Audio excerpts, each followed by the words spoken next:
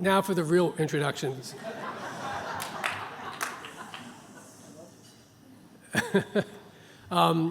Mike Pence, as you know, is Vice President. He started out in Congress on a third try. He won a seat in Indiana. For about 6 years he served, and then in about 2005 or so, he became the chairman of the organization, this most important organization in Washington that you never heard of, the Republican Study Committee. Very important, did a great job there, well enough that a couple of years later, unanimously won an election to the third most senior position in the House below Speaker, chairman of the Republican Conference. He excelled there. Those were some tough years, 2009 to 11. You had Obamacare going through, you had big budget deals going through. Mike Pence was part of the team that had to keep the Republican caucus together and productive in those times when there were Democrats controlled most everything. Then he ended up running for governor of Indiana. He distinguished himself in areas like tax policy. He ushered through the largest tax cut in the history of Indiana. He got rid of the wealth tax, the estates tax. He did a great job on energy. He did a great job in education. He advanced vouchers. He advanced charter schools. A lot of good things. And all of a sudden, he's tapped to be the vice president nominee in 2016. He gets elected.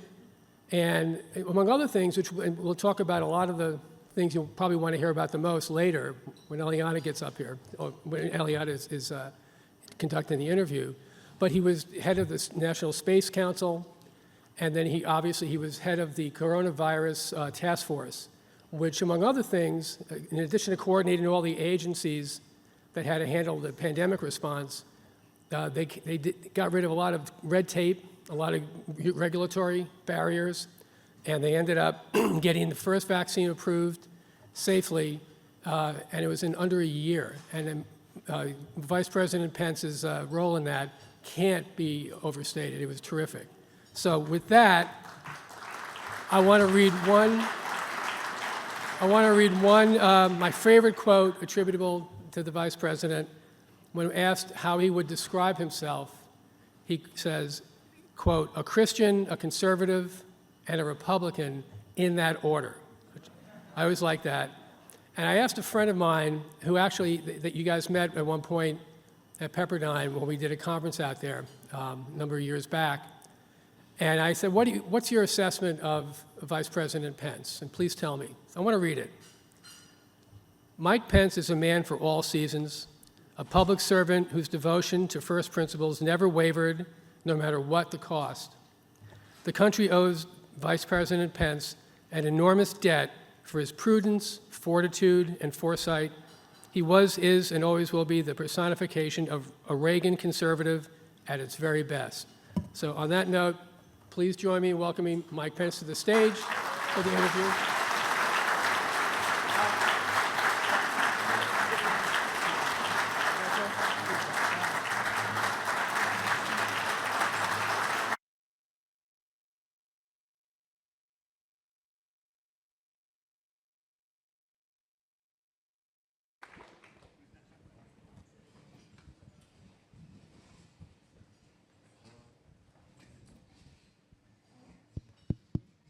Well, welcome, Mr. Vice President. I wanted to task someone at that back table back there with waving to me if you have any trouble hearing us. All right, I see you. Thank you.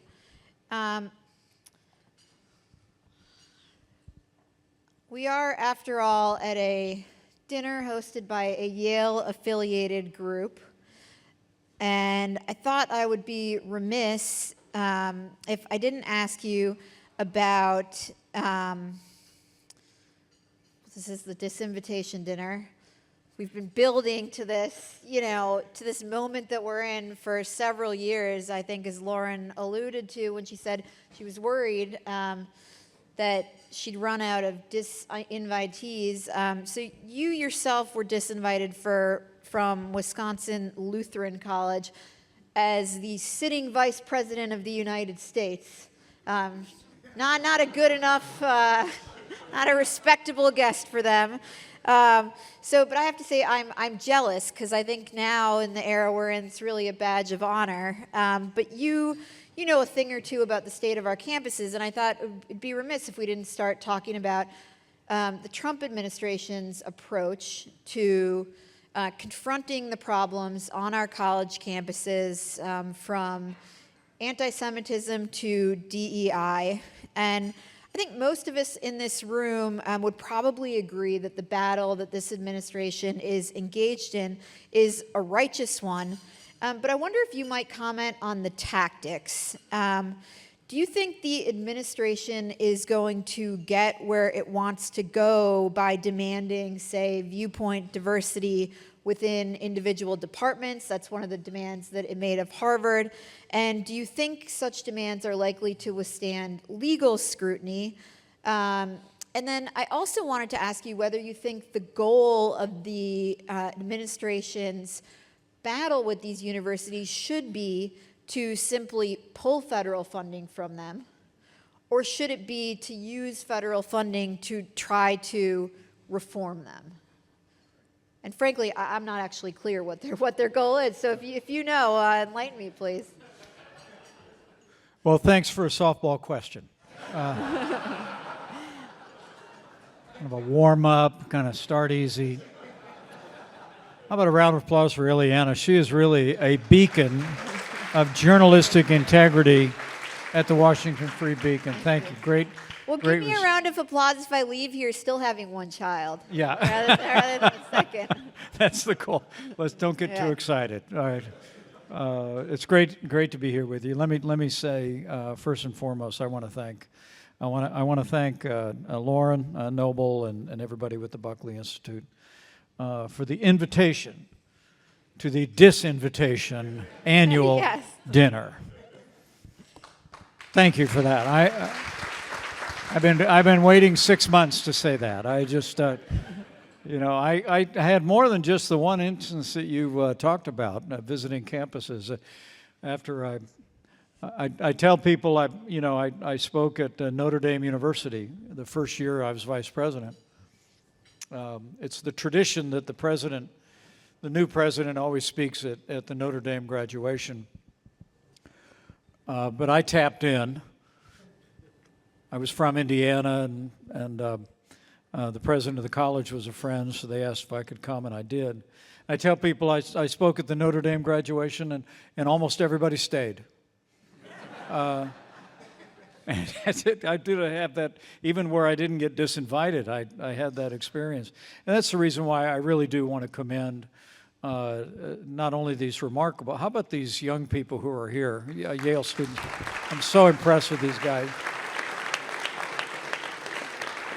And I want to hasten to add, my daughter, Audrey Pence Tominelli, is a Yale Law School graduate, year 2020. Boo!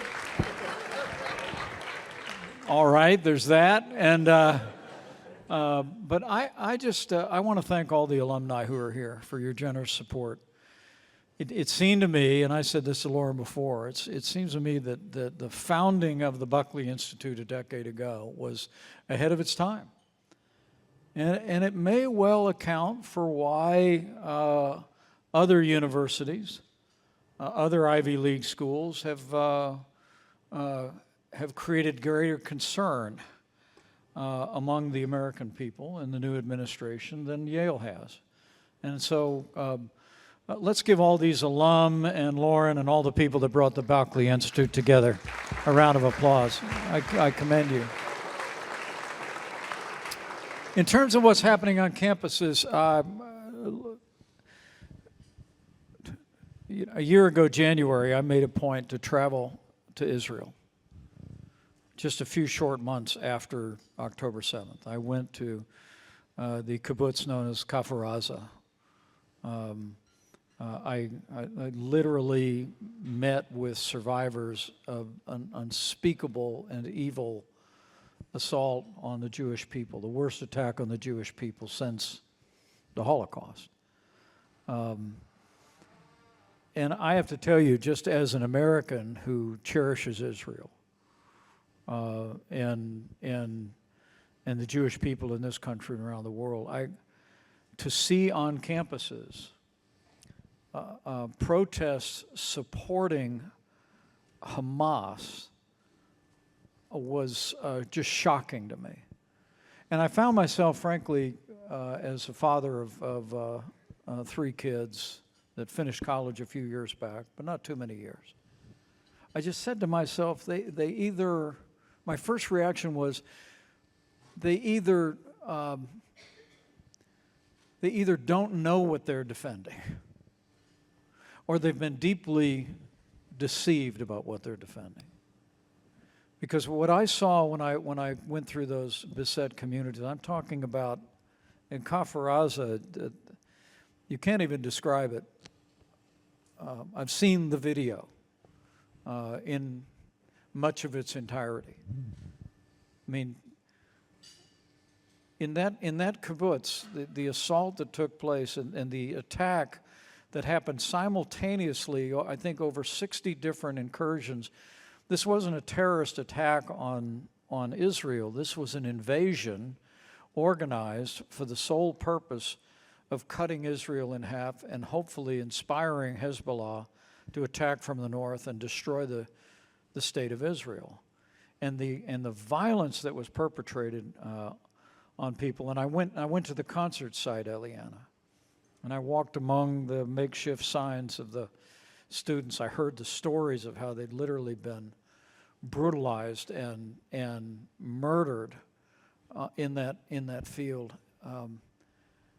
It set me on a path to try and understand what's happening on our campuses. But then it's almost like, adding insult to that injury to see the way so many campuses not only tolerated rank anti-Semitic and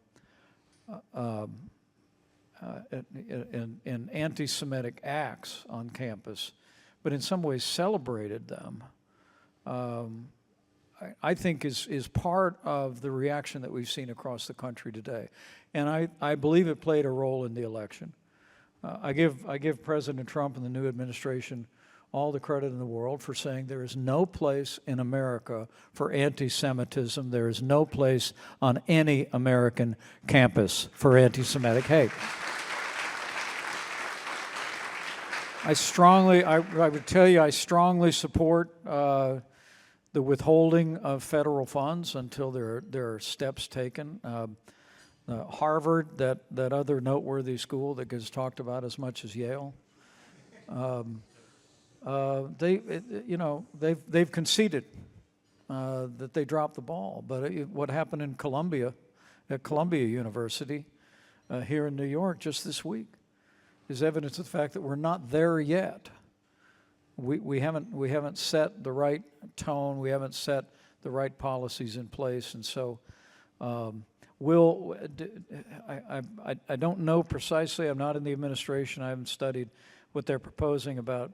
I tend to hold the view that I like the independence of the academy as much as I like the independence of journalism in the country. And so I want to better understand that.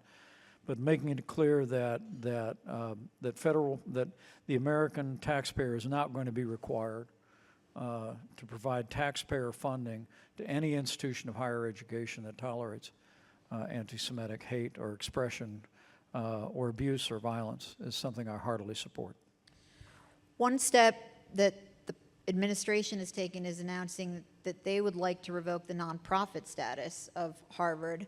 That seems like a first step potentially to revoking the nonprofit status of other universities. Are you in favor of that?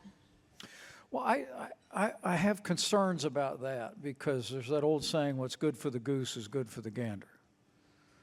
And when you're talking about the tax-exempt status of any nonprofit organization, I think we could be on a slippery slope. I mean, there aren't enough conservative colleges in the country. I actually taught last year at a Christian college in western Pennsylvania called Grove City College.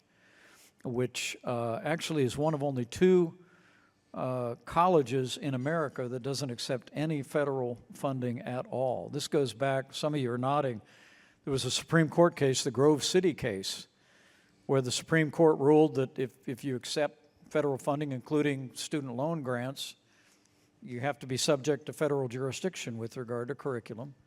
Some of it had merit. I don't want to get into the details of the case. But Grove City at that time, like Hillsdale College, just said, we're out. Yeah. Okay, we've got alumni here. Thank you very much. Anyway, so Grove City College is a strong Christian college. I taught a course or two on faith and politics, and I love the idea of the independence of colleges and universities. The tax-exempt status is an important part of that. I would worry in the advent of a liberal administration coming to Washington, D.C., that if we've established the precedent of taking away tax-exempt status from certain institutions that reflect discriminatory practices or enmity toward right-wing views, that we might find ourselves in America where a subsequent administration was doing the same.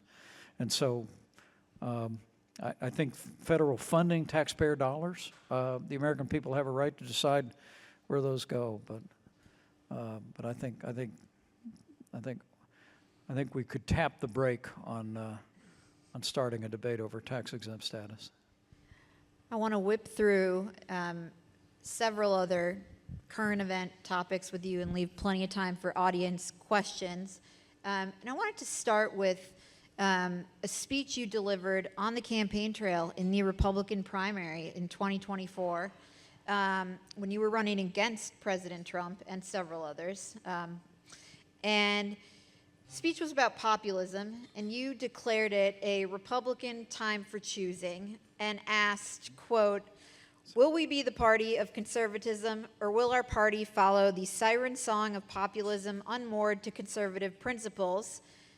You said that, quote, "the fundamental divide between these two factions is unbridgeable." Do you think the factions are coexisting right now? And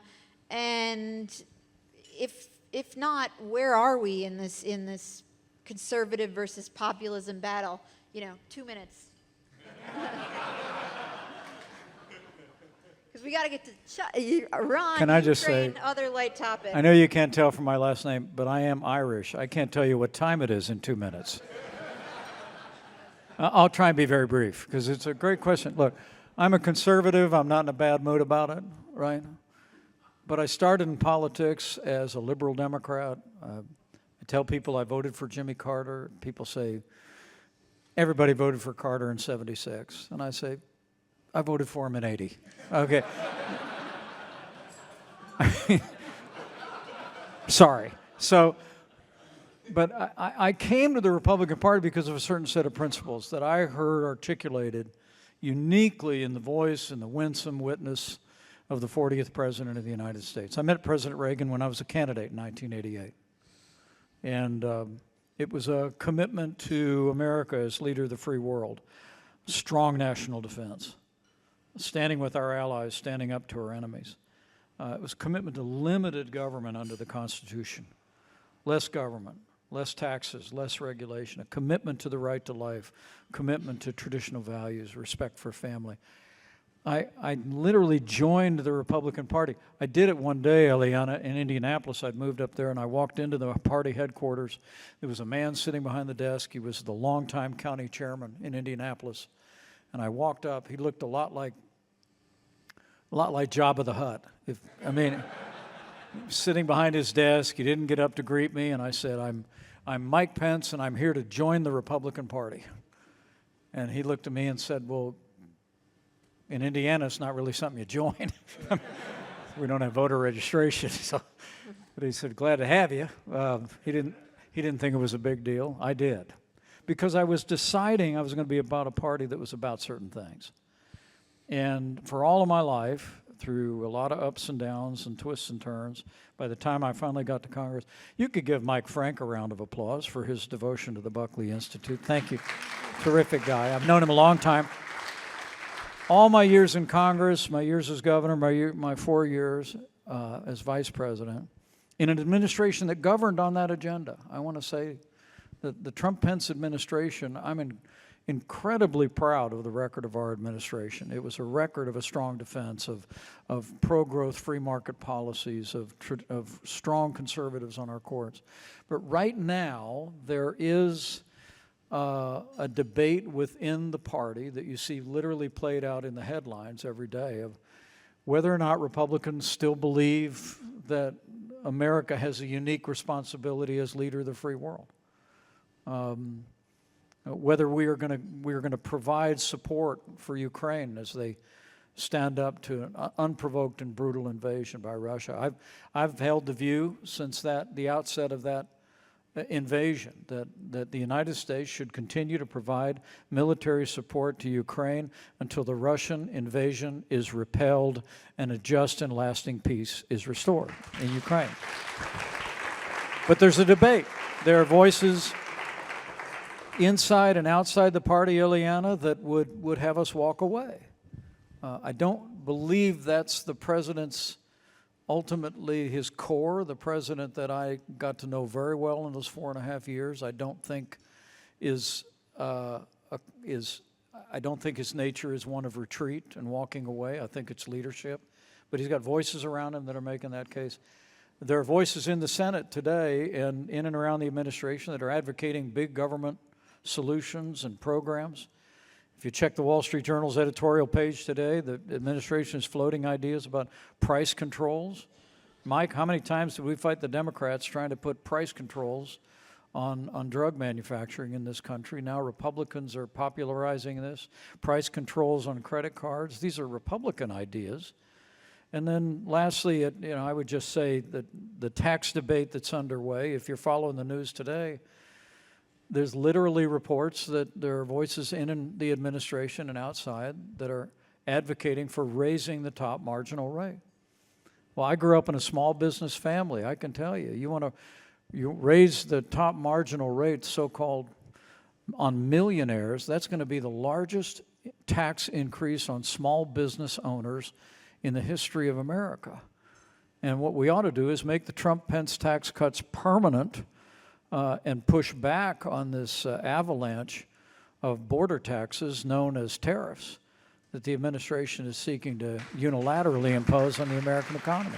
So that's part of it. I'd throw in the belief I feel like our party is marginalizing the right to life, stepping away from a debate over values. And so whatever the future holds for me, I'm going to continue to be a voice for that traditional Reagan conservative republicanism that I will say to you with confidence, I believe that still represents the overwhelming majority of the people that ever vote Republican.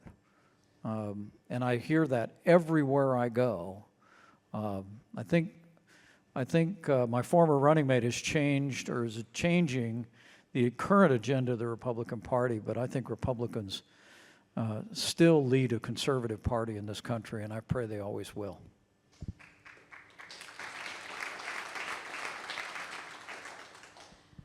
I want to key in on a couple things that you mentioned in that response. One is tariffs, and the other is the people who are advising and surrounding the president. But first, can you reflect or give your thoughts briefly on if what you say is true, that the party is a conservative party, how do you explain President Trump's stomping all of his rivals in the Republican primary? Do you not consider him a populist or on the populist side of this debate? Well, I appreciate the fact that, I like to tell people I ran for president in 2023, not so where you'd notice. But look, I give the president, I wrote an editorial in the Wall Street Journal last week, we were talking about it. I give the president all the credit in the world for that comeback victory. I really do. But as I campaigned, I'll give you an anecdote. I was campaigning in Iowa one time, and a farmer came up to me and said, Mr. Vice President, big town hall like this, and he said, Mr. Vice President, got to tell you, agree with everything you said. He said, you're going to be a great president someday. And I stuck my hand out and I said, well, thank you very much. I said, can I count on your vote in the caucus? And he said, no, I got to be for Trump. And I asked him why, and he was very gracious. But my sense of it, talking to people, was, and there were other factors, the lawfare that took place and all of the noise around all of that, the excesses that emanated out of the district attorney here in New York. But I think ultimately what I heard people saying under the disastrous failure of the Biden administration was that they just wanted to get back to the policies that we were advancing during the Trump-Pence years. They wanted to get back to a strong military, to pro-growth policies and tax cuts, less regulation, low-cost energy, and strong conservatives on our courts at every level. People would say that to me. Because Biden's disastrous withdrawal from Afghanistan, his effective cuts in military spending, his massive gusher of spending that launched the worst inflation in 40 years, the pushing that radical gender ideology agenda on everything from our military to our schools. The American people had had it. And I think they wanted to go back to those policies. And the president deserves all the credit in the world for stepping up and offering that. It's just what I feel duty-bound to do right now is where I see the administration departing, leaving the conservative record and trajectory of our party and our administration and following that siren song of populism unmoored to conservative principle. I feel duty-bound to call them out, at least make sure people know that it's different. You are not a fan of the tariffs. You described them as, or you wrote that since the president announced his Liberation Day tariffs, the only thing America has been liberated from is trillions of dollars in investments. And you mentioned the people around him. Now, you had lunch with the president every week, and then you told me when we were chatting that you spent several hours a day with him, sure. Most of them in private. I did. And I'm curious what you observed about the skills it takes or the best techniques to persuade him. You know, if you were there now, what would you be telling him about the tariffs, and what is the best way to get through to him? So far as I can tell, this is like one of the only issues he's been really consistent on going back, 30, 40 years. 40 years. Man loves his tariffs. Right. What did you say? I said the man loves his tariffs. Okay, good. Well, let me say, I haven't said it yet, but thank you for the privilege of serving as your vice president. It was the greatest honor of my life. It was. I mean, every day, start to finish, it was the greatest privilege of my life. I'm a small-town guy from southern Indiana. My grandfather got off the boat onto Ellis Island in 1923. I've just never gotten over the privilege you all gave me. And I also want to say, I said it before quickly, I really am proud of the record of our administration. It didn't end the way I wanted it to. But what we did and we did together, I'll always be proud of. And that relationship I had with the president, Eliana, is, I surprise people sometimes. Some people think Donald Trump and I are a little bit different. Right? He's big city, I'm small town. He's bigger than life, I'm not, right? Right? But we had this common purpose between us, and we had a good working relationship. And I'll surprise you and tell you, there was never a crossword between us until those final days. And I think part of it, and some of you've graciously provided my book to a lot of people that are here. I'd love it if you picked it up outside. And those of you that don't, it's available on Amazon.com or where all good books are sold. I actually wrote a whole chapter on the approach that I took. I tried to practice humility, orientation to authority throughout the time that we had together, and we had a great trust relationship. And if I was there right now, I would be telling the president, tariffs to me are a great source of leverage for negotiation. It's how we got Mexico and Canada to the table. We renegotiated NAFTA. He sent me to the UK. I know there was an announcement today of a framework. I welcome it. But I went to the UK to what they call Old London City, I think, and we announced the start of free trade discussions, I think in 2019. We were in discussions with Japan at that time. And we always showed up with kind of our hand on our holster saying, we've got tariffs right here.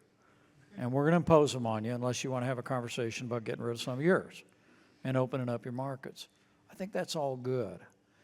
And my hope is a lot of the so-called, reciprocal tariffs are just that, are negotiations, but I can't know for sure. But two things that I want to say, one I'm for, one I'm against. I don't think we can be tough enough on China. China has engaged in decades of trade abuses, intellectual property theft. They're in the process of continuous military provocations across the Asia Pacific, and we need to use access to the most powerful economy in the world to invite them to embrace the family of nations around the world, straighten up and fly right and open their markets. So I'm for being real tough on China. Let's use this for leverage. I hope that's all it is. But the thing I'm deeply concerned about is if these reciprocal tariffs remained in effect, the American consumer is going to pay the price. We just are. And what you all need to know is even the pause that we're living in right now, the 10% tariff is still in effect. I heard they announced today that deal with the UK, and I was paying attention because I just arrived in town. I was watching it on the phone. And they said all these good agreements with the UK, but we still have a new tariff of 10% on everything the UK is sending into our country. Now, give the president credit. He has conceded that may increase the cost of your Barbie dolls. Okay? And your pens. And your pencils, right? I mean, he's nothing if not candid. Yes, he's conceding the fact that it's going to be inflationary. My hope is that the American people are going to give him another think. The word I got today is that cargo coming across the Pacific this week is down by 35%. I also heard that the port in Seattle has no cargo ships waiting to come ashore. We already see prices going up. We've seen layoffs going up. I just think, look, I think trade means jobs. We ought to have free trade with free nations, stand firm on China, and get our nation back away from these tariffs that will only harm the American economy.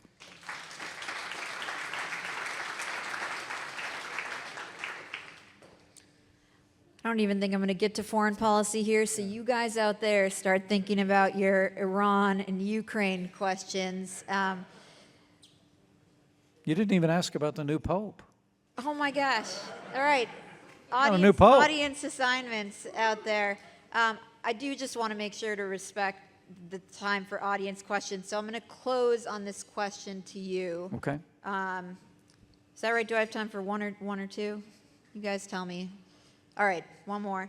The president sat down for an interview with Meet the Press last weekend, and he mentioned both Marco Rubio and J.D. Vance as potential MAGA successors, and reiterated that he's only going to serve 2 terms after toying with the idea of a 3rd term. So how confident are you that we will see a peaceful transfer of power in 2028? And who do you think would be a worthy successor to this president? Who are some of the... Where could we find someone committed to the conservative agenda with the experience, the temperament? I don't know. You got me. Look, I think. Thanks for laughing at that. Eliana, I will tell you. I think we're blessed. We got a deep bench in the Republican Party. I expect. Don't skip my first question. Yeah. No, I'll come back to it. Okay. Because I'm very confident we will, and I'll tell you why. I think we're going to have a very competitive and open primary. Some of the students here said nice things to me about whether I was going to be a part of it, and I said, I'll keep you posted. But I am confident that we'll demonstrate once again to the world the peaceful transfer of power. You know, I gave a little talk. I told the kids to look at it earlier on YouTube. It's Sunday night. It was up at the Kennedy Library. Karen and I think we were 50% of the Republicans there, which was really nice. But people were fantastic. They were as gracious as everybody here has been, and I'm very grateful to Caroline Kennedy and to the family for the recognition that they gave us. But I said then, when I think of January 6th, when I think of those difficult days 4 years ago, I think a day of tragedy became a triumph of freedom because our institutions held. I mean, the only heroes I saw that day were wearing uniforms. But thanks to the courage of law enforcement that day, the violence was quelled, and members of both political parties reconvened in both chambers and completed our work under the Constitution of the United States of America. And I think that my hope is that history remembers that as a time we were tested, our institutions were tested, and as I said on the Senate floor that day, Eliana, I said the world will now witness the resilience of our democracy, as on the very same day of that riot, we completed our work. And so I want to thank you. Some of you have said kind things about that tonight. I want to thank you.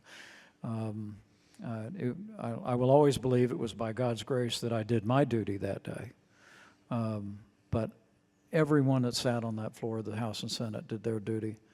And with confidence in them and faith in God, I know we'll move forward together.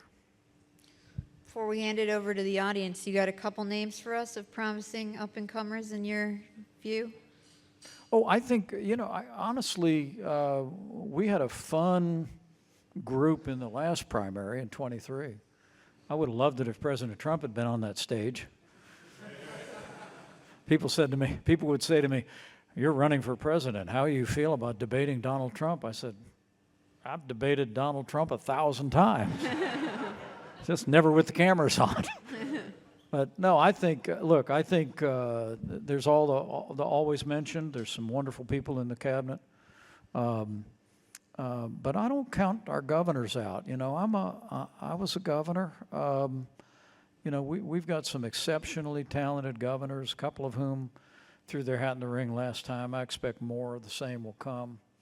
But I think so long as we keep on the course and heading of a commitment to freedom, as a commitment to free markets and limited government and the values that have identified our party over the generations, we'll produce a man or woman in 2028 that I know that will move our party and, more importantly, our nation forward. Well, thank you so much. I'd love to open it up to the room. I know that the folks at Buckley have left plenty of time for questions, so somebody please ask about foreign policy. And Vice President would love to talk about the Pope, I know.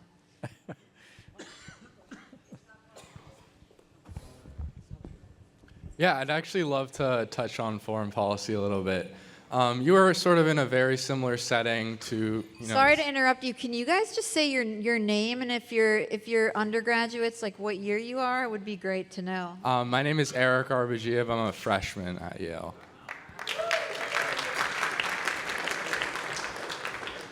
So you were in a very similar setting to this with Tucker Carlson, in which, it might have been misconstrued, but essentially, he was talking about the issues in America today, and you sort of mentioned, the tanks in Ukraine, and, after his sort of, after he was talking about these issues in America, you said, that's not my concern.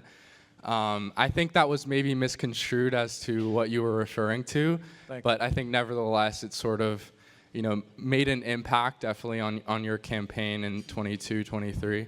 I just want your thoughts on this shift in foreign policy in the Republican Party, sort of to this lens of realism that people like maybe John Mearsheimer in the academic community, or definitely J.D. Vance today, have portrayed, in which we are America first, but in the sense of not necessarily, I guess, really caring as much about these conflicts around the world as a Reagan might once have done.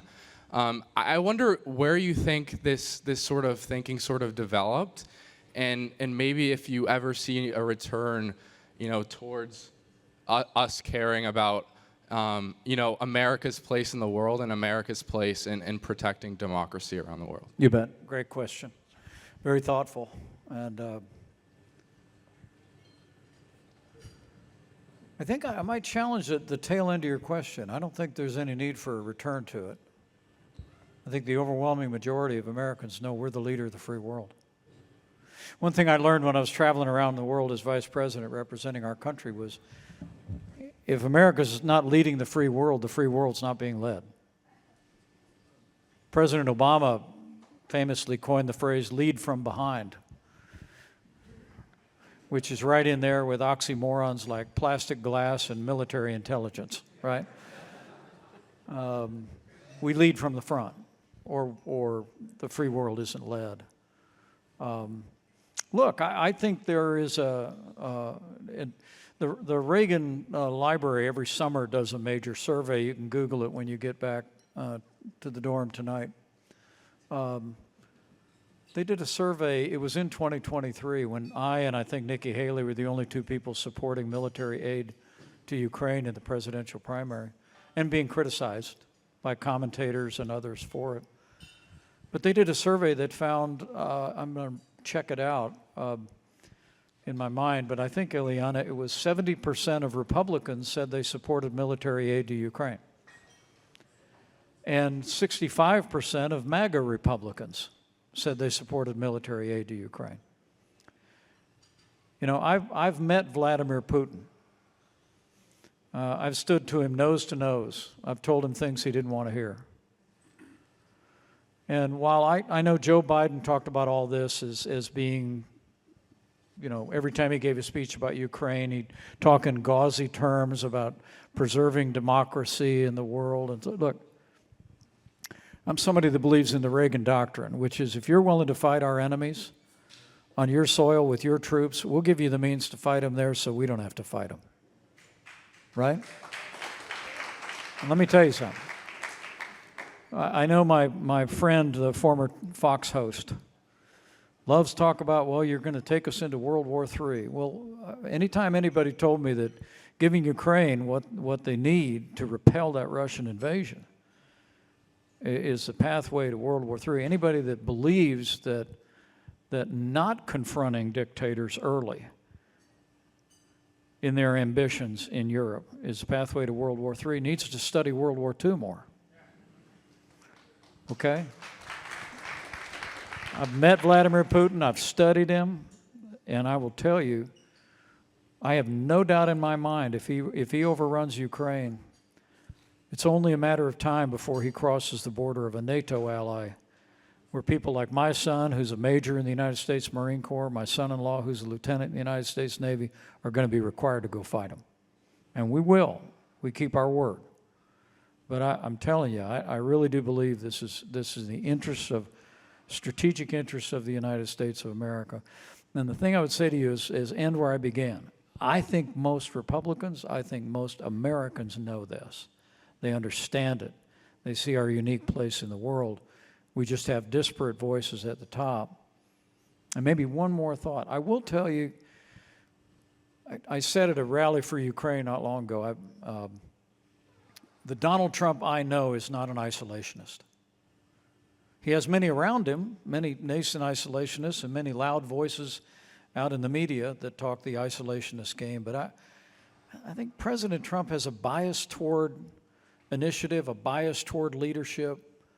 As we say in Indiana, all the reverse is is stripped out of that pickup truck and only goes forward, right?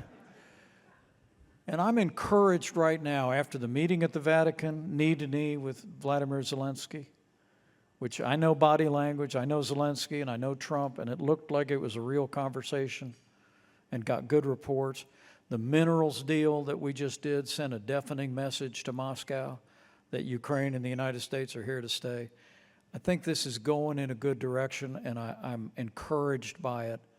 But this is a time when America and the American people, I think, know in their heart of hearts that if we stand firm today, we will lay a foundation for a peaceful future.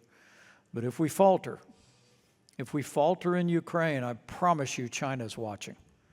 And we may well see the second half of the 21st century will look like the first half of the 20th century unless we have leadership candid enough to tell the people the truth. And I will.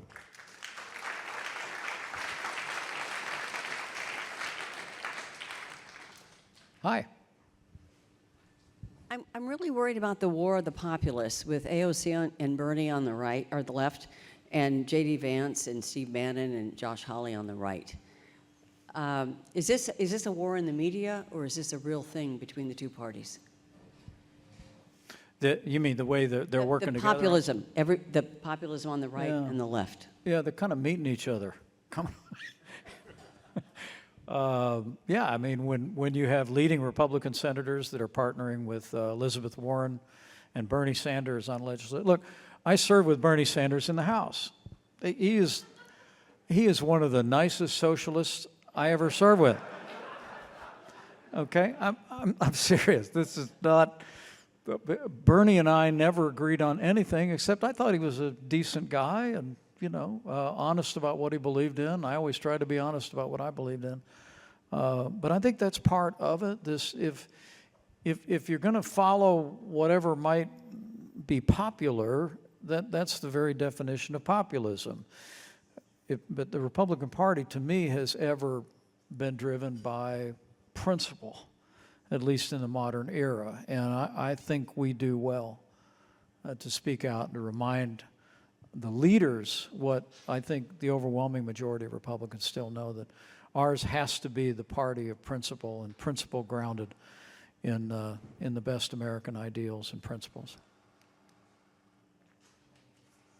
Hey. Thank you. My name is Daniel Dumonte. I'm a rising sophomore in the college. And I was wondering not just about 2028 and the immediate future of the Republican Party, but the sort of longer term future. A lot of the students who come here, we have friends who have political aspirations, whether they're Democrat or Republican or whatnot. Yeah. We have a monarchist friend from Eton who wants to go back to their parliament. And I think that the Republican Party right now is at a splitting point, especially with its youth. You see the Democrat Party really embracing the youth of America, whether that's the rural or in the city, the highly educated or the poor, the immigrant or the generationally American. And the Republican Party has a much more difficult time messaging its incorporation of the next generation of Republicans. I think we see that on our own campuses and our personal lives and just in the media as a whole. And secondly to that, I think a big part of that is the question of religion. You yourself are a very religious man. Personally, I'm Jewish. And we see in the Republican Party a lot of tension between, whether it's something like social politics, like abortion, or whether it's a little bit more abstract. We're talking about broader social policies. And I'm wondering how the modern Republican Party can embrace youth as the future of the party, letting the current generation welcome them in as the next leaders and not just leaving it on their footsteps when the current generation leaves this world. And how can it reconcile the intense conflict today between the hyper-religious individuals, whether it's conservative or otherwise, and also the agnostic ones, the ones who are incredibly anti-religious, who really need to work together and seem to be being pushed away rather than brought together? Gee, look at the time. What a lovely question. You could give him a round of applause. I think that's actually a fantastic question. Daniel, let me tell you, I'll give you 2 words: authenticity and civility. Authenticity and civility. The only thing I know about your generation, and I raised 3 that are just scotch older than you, not much. One's a prosecutor, one's a published author, and one's a officer in the Marine Corps, fighter pilot. I'm proud of every one of them. Somebody said to me one time in an interview, they said, "What do you think your legacy will be?" And I said, "Michael, Charlotte, Audrey." It's true. And the only thing my kids have taught me is that authenticity. Your generation can smell a phony like from outer space. And I think the Republican Party we just got to have to be true to what we believe. We've got to, educate young people about everything from economics to the limited government principles of the Constitution and why they're important. America's place in the world and what our history is. On the subject of values, to be able to speak about someone like me that believes deeply in a society can be judged by how it deals with its most vulnerable, the aged, the infirm, the disabled, and the unborn. But to speak to one another in authentic ways that did not trying to make the other side happy. I joined the Republican Party because it stood for things, right? And I'd been on my own journey, not just my faith, but in my understanding of the world. And I said, good, well, there's a party that knows what it is, and I'm going to go be a part of that. But civility is the other piece of it. I believe democracy depends on heavy doses of civility. I really do. And I think maybe some people in your generation are turned off by the fact that our politics for the last generation have been dominated on both sides by a lot of sharp elbows and an acceptance of that kind of politics. If you read my book, which I recommend, it's entitled "So Help Me God." It's available outside, and where all good books are sold. When I was your age, I ran for Congress a couple of times and lost. I got caught up in negative politics. I ran negative personal attacks on television. I savaged my opponent. And then when it was all over, I had to reflect on whether that really squared with my professed faith that says, do unto others as you'd have them do unto you, right? And when politics came around for me 10 years later, I just purposed to say, first thing I'm going to do in my campaign is honor God in the way I carry myself and the way I treat other people. And secondly, I'm going to make campaigns about something more important than whether I win or lose. And then third, I'll worry about winning. And I write about that in the book. And I would just say those of you that aspire to public service, which is a noble calling, never to be embarrassed about. Speak your dreams, but decide right now that you're going to set a standard in your life that may not make it on the news every night, but I promise you'll be able to develop the kind of relationships in the course of a public career that will make more things possible than you could imagine. The late Russell Kirk wrote, "The politics is the art of the possible." And when you're civil to people that don't agree with you, then maybe what you could have a chance of finding the things that you do agree on. I'll close with one example. The late John Lewis was an aide to Martin Luther King Jr. He came to national fame in 1965 on what was known as Bloody Sunday. He was beaten nearly to death at the Edmund Pettus Bridge in Selma, Alabama, by police officers when they walked across the bridge. I served with John in the Congress. Mike, we knew him well, didn't we?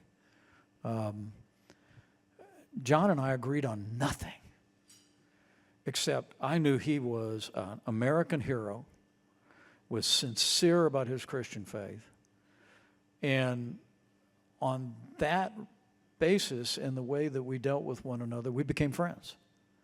In 2010, when I just came off being chairman of the House Conservative Caucus, John Lewis called me up and said, "I'd like you to co-lead the annual pilgrimage to Selma, Alabama with me and walk across a bridge with me. And I said, John, I'll do it, but one condition. I want my wife and kids to go with us because I want my kids to see that history and see how far people like you have brought this country and the progress we've made toward a more perfect union. And he, of course, said, done. I was elected vice president of the United States about 6 years later. And they do this thing called the Congressional Baseball Game, remember? And I'm there, and they got the Secret Service. We're walking through the lobby at National Stadium. They're pushing people out of the way. There's the vice president coming in. And John Lewis is from here over to that exit sign across the lobby. And he catches my eye, and I catch his eye, and I give him a wave, and John just makes a dead sprint over and throws his arms around me, huge bear hug. Now, he didn't come to our inauguration, if memory serves. But we were friends. He said, hey, man, congratulations. I'm really proud of you. I'm really happy for you, and I'm going to get back to arguing full time here in a little bit. But you could see all these young Democrat and Republican staffers were standing around with their mouths hanging open because they were like, Mike Pence and John Lewis. Didn't have that on my bingo card, right? But we had a relationship because of civility, because he lived out his convictions fiercely, but always graciously. And that's my word to you. And my word to my party, to your generation, is let's be authentic, let's be who we are, and draw people to us, and use all the new technology and means and great publications like Washington Free Beacon to get our message out online, Twitter, everything. But then I honestly think most Americans long for us to restore a threshold of civility in public life. I believe your generation does, and the party that achieves that will be rewarded for it. Time for one more? I don't know. Last question? Mr. Vice President, I'm Dimitri. I'm a sophomore. It's an honor to meet you. Hey. In your responses, you've been talking a lot about authenticity and candor.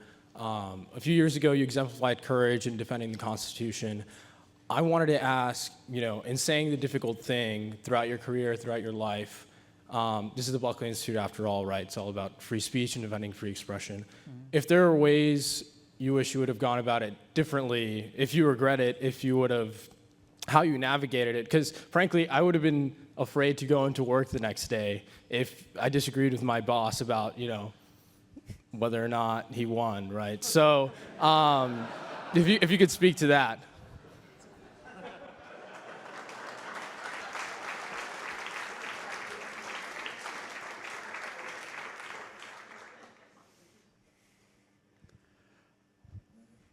Well, it's really a very cute question, and for me it wasn't difficult, and I did go into work that day.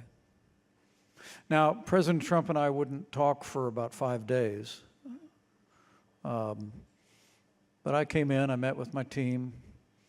There was already a controversy in the Congress because, candidly,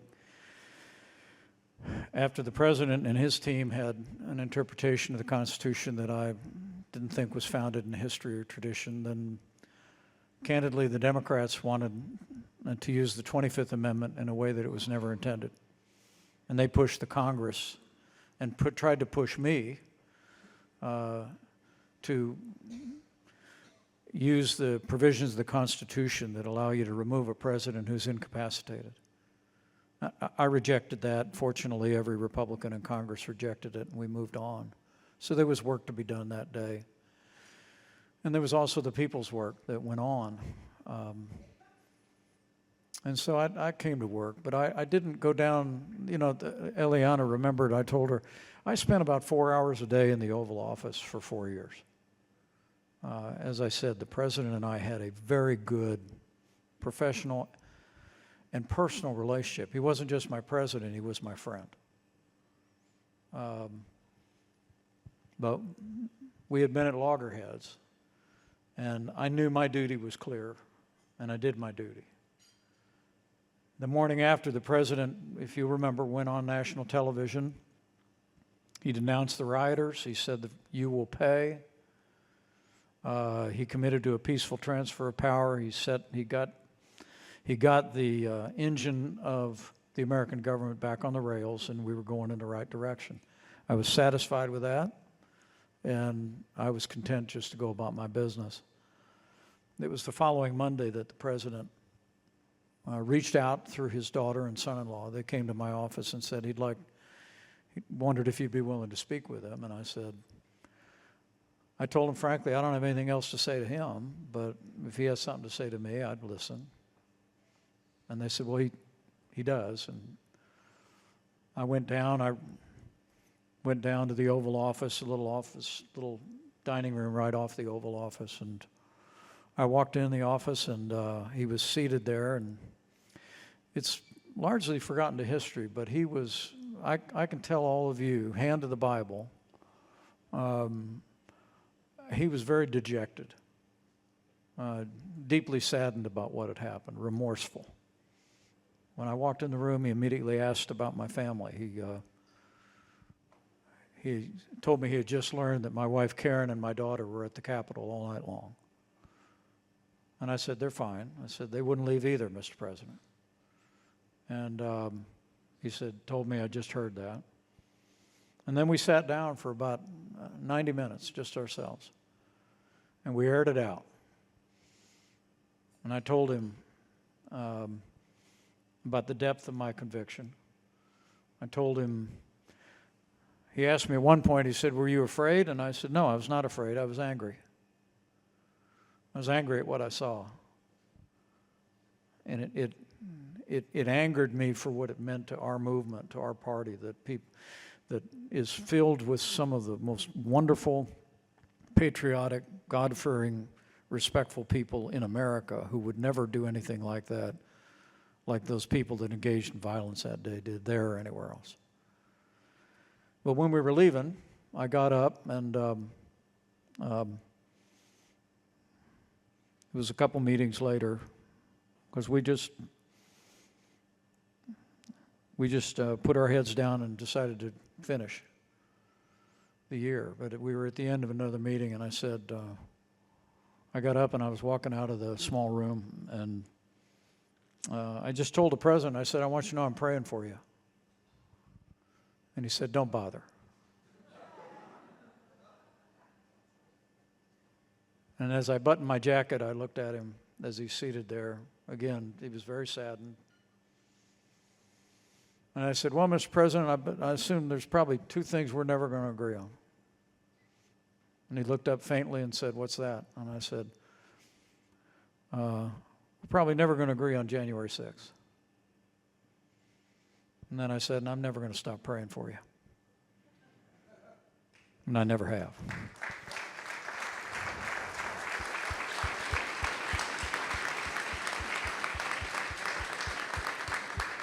You know, the young people who are here today, my last thought, and then I probably ought to let you all get back to the Knicks game or something. I don't know. I want to say to you that public service is a noble profession.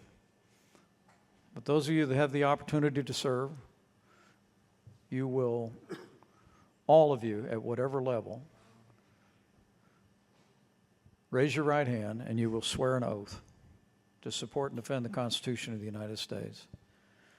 And what I admonish you to do from the bottom of my heart for the sake of the future of our country, keep your oath and America's future will be bright. Thank you and God bless you. Eliana, thank you. Thank you so much, sir. Thank you for your service.